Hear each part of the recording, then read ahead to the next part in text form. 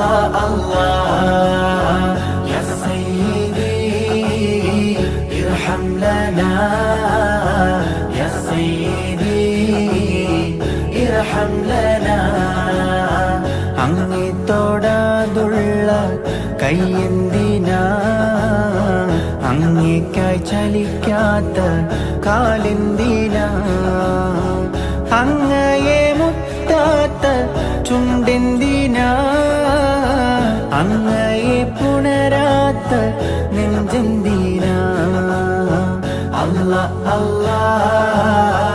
അല്ലാ അല്ലാ അല്ലാ അല്ലാ അല്ലാ അല്ലാ